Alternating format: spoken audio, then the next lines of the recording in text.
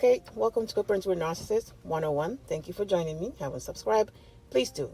Guys, today's topic is steps that you take or things that you should do when the children complain about a new supply and the Covert Narcissist. Steps that you take or things that you should do when the children complain about the Covert Narcissist and the new supply.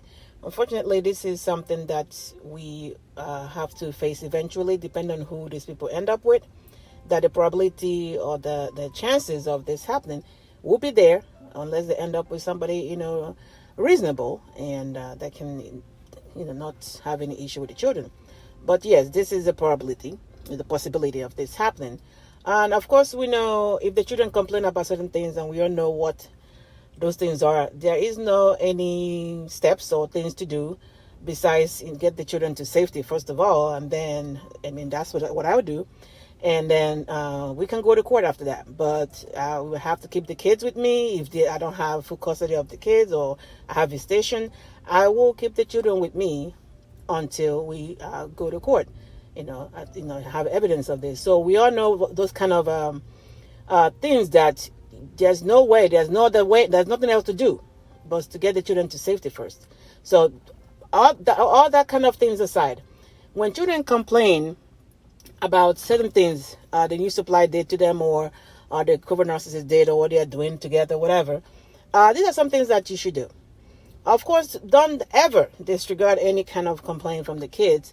I understand sometimes the kids don't want to go or they don't want to stay with the Covert Narcissist. Understandably, of course, we should know this. But do not disregard things as though they are just, they just don't want to go there or they don't want to stay with them. That's why they're saying these things. You need to find the root cause of everything they are complaining about. So nothing should be brushed aside. You don't ever want to invalidate the kids like that. So obviously you have to find out what is going on. Find the cause of it. Don't engage with a new supply. If this is something the new supply did to them, don't engage with them unless you have a relationship with a new supply and you guys communicate somehow. And I'm assuming if you communicate somehow, there's no way they will have things that the children will complain about. But, you never know. But unless you communicate with a new supply, do not engage with a new supply. That's not the person you have kids with. So that don't even do that because that starts up a whole different thing. And that's how you don't want to deal with it. What you should do, of course, is to proceed to make this known to the Covert Narcissist in writing. This should be done in writing. And I say this because, with everything, you have to have evidence where the Covert Narcissist is concerned, just in case you end up going to court.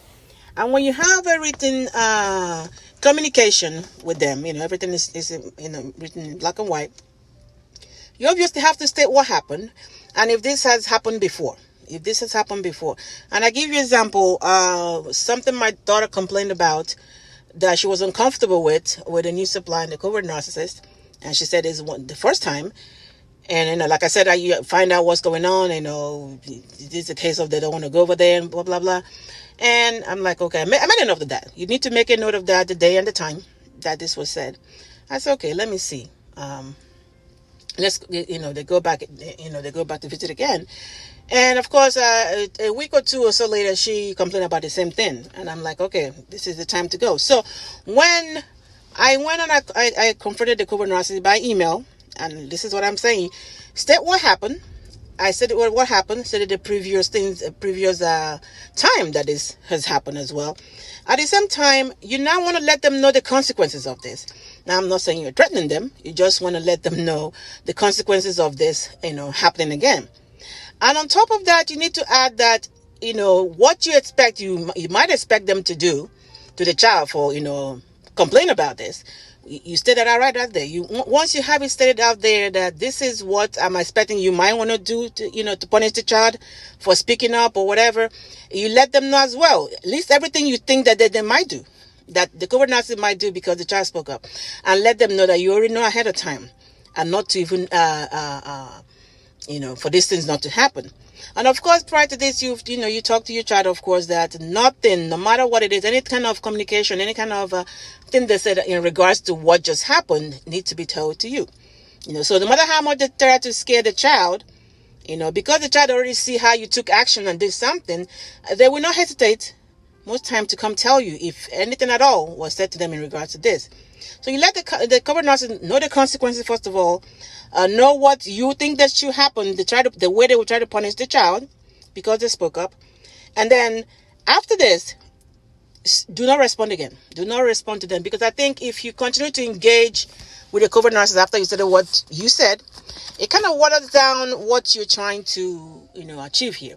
They already know what they did is wrong. They already know what you said. So there's no need to go back and forth to clarify yourself. You state that and leave it alone. And then watch what happens. What will happen? Most of them, these people are cowards, and obviously they're not going to do anything at all. They're not going to try to challenge you, especially if you do not engage again. Like, you don't go back, they respond to what you said, and then you respond back. No, don't do that. Like I say, it water everything down. Just sit and observe and see what changes. Nothing happens. Then if anything happens, of course, you know how to proceed from there, whether you're going to court or, following through with whatever it is that the consequences was for whatever it is that they did. So, yes, guys, the important thing here, of course, do not invalidate the children by not taking anything they say. No matter how little it is, everything needs to be looked into when it comes to these people, because we already know who we're dealing with. All right, guys, get a hold of your mind, and everything will fall into place. Please like